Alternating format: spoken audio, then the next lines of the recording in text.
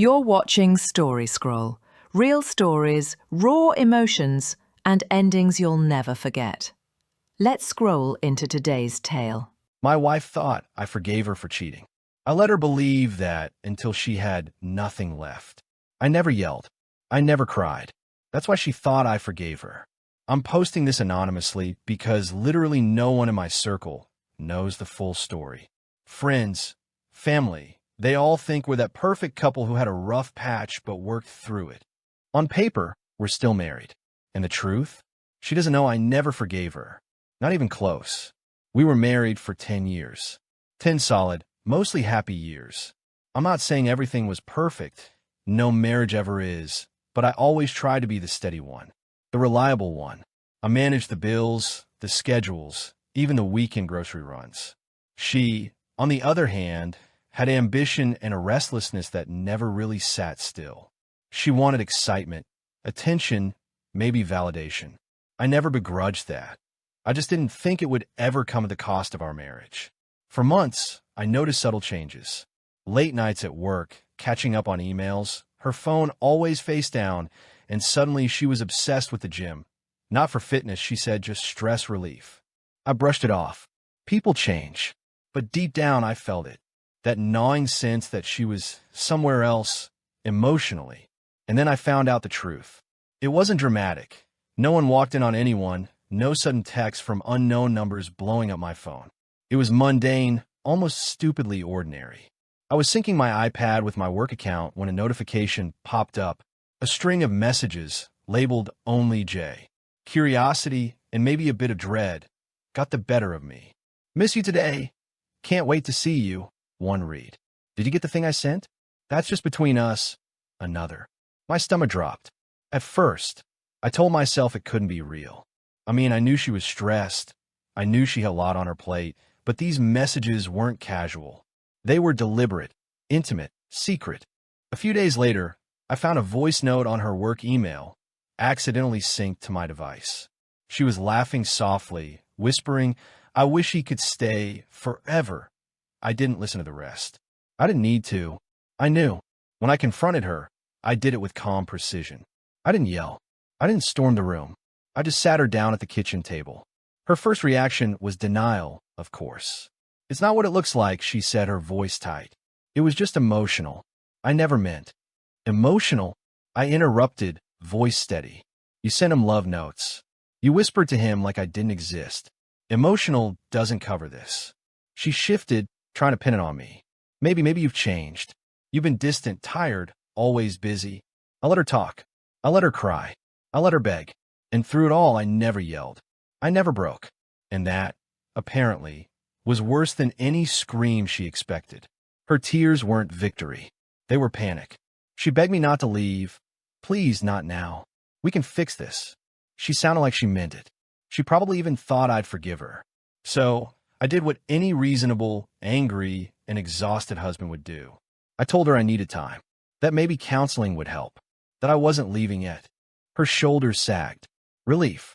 That little smile that says, "I got away with it." She cut off the affair supposedly. Told him it was over.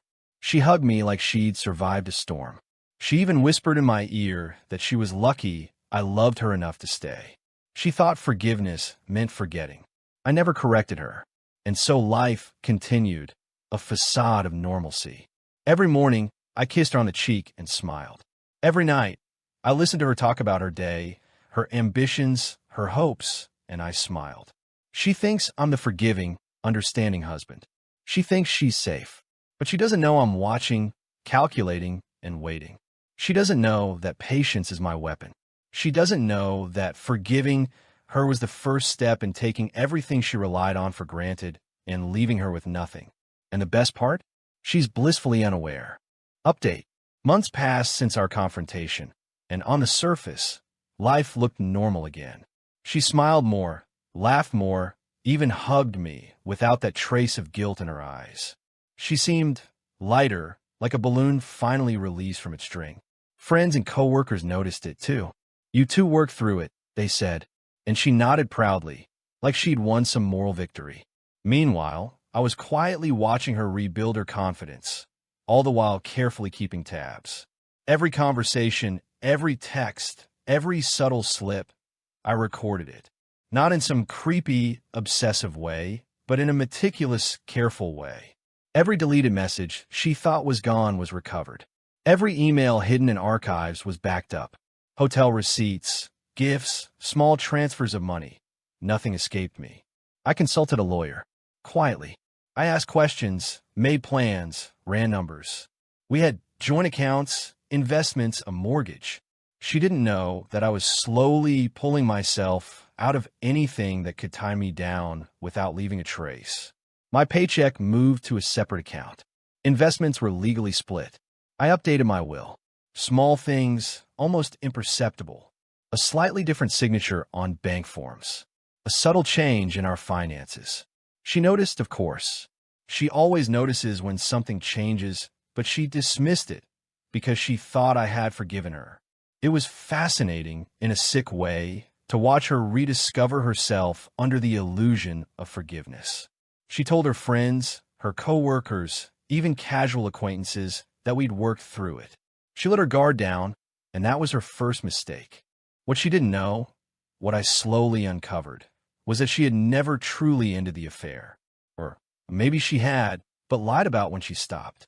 Either way, the proof was there if I wanted it.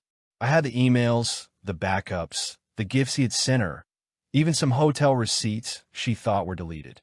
He wasn't just some friend she had a little fling with. He had been systematically manipulating her, keeping her attention, and here's the delicious part. He had no intention of leaving his life behind for her. It turned out he was married. Her exciting new colleague was married, and worse, he was her boss. The audacity of it made me shake my head. She had thrown herself into something dangerous, thinking it was secret, thinking it was exciting, thinking she could control it. Meanwhile, he had used her and discarded her emotionally without a second thought. And I did nothing. Not yet. I watched as she came home from work, excited to talk to me about some small success at the office, oblivious that the man she had risked everything for was laughing at her behind closed doors. She leaned against me, hugging me as if I were the safety net she had earned back. She told me about her day, about little office victories, and I nodded and smiled. I held the patience of a saint or a predator, depending on how you look at it. Read it. I have to admit, part of me wondered, is this cruel? Waiting? Watching? Planning while she believes she has won? Some nights, I thought maybe I should just tell her everything, and the facade. But I couldn't. The timing had to be perfect. I needed her to feel stable, safe, untouchable.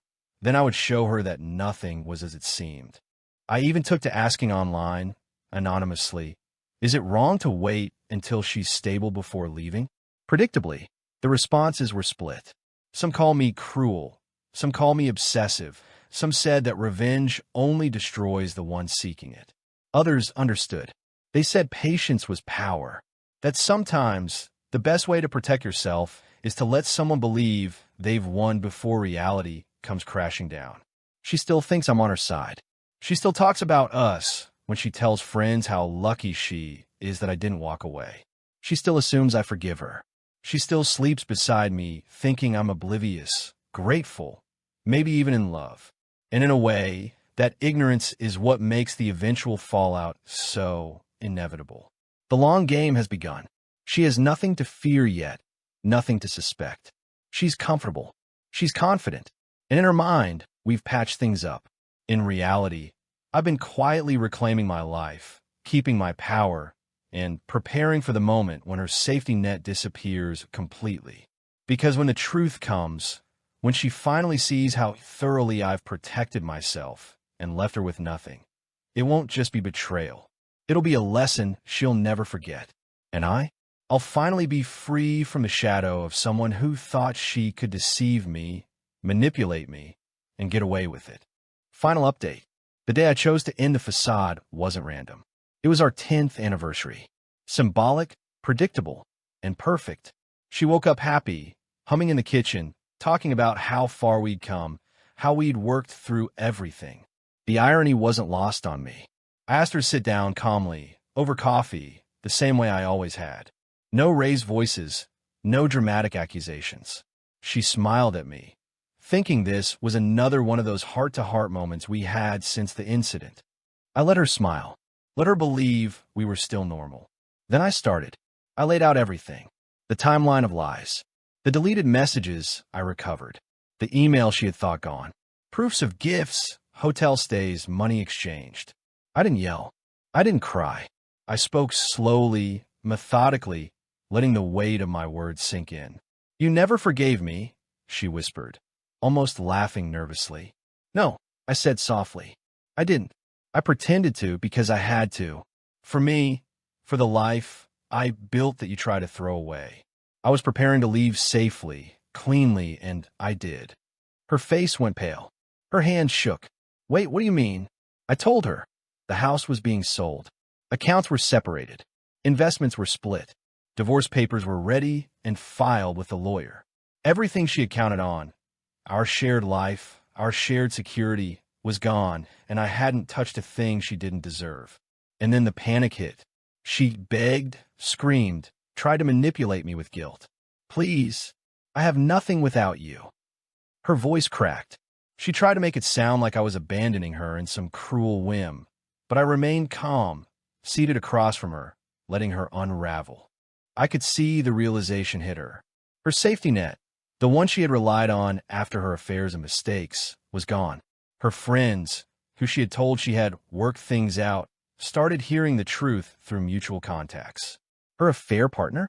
He refused to help, refused to intervene.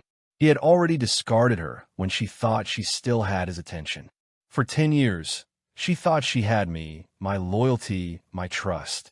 For 10 years, she thought forgiveness meant she could walk away with nothing changed. But she was wrong. She had nothing left. When she finally asked, trembling, when did you stop loving me?" I answered simply, "The moment you thought I owed you forgiveness." There was no fight after that. No shouting. No dramatic collapse. She cried, truly cried, for what felt like hours. And I left. Not angrily, not screaming, just calmly, with dignity, as someone who had spent a decade being betrayed and finally reclaimed their life. Driving away from the house, from her, from everything we shared, I felt a strange sense of peace. Not revenge, never revenge. This wasn't about punishment. It was about self-preservation, about taking back the life she tried to manipulate out of me, about letting reality catch up to her while I remained unharmed. Forgiveness isn't pretending betrayal didn't happen. It's choosing peace. And I finally did.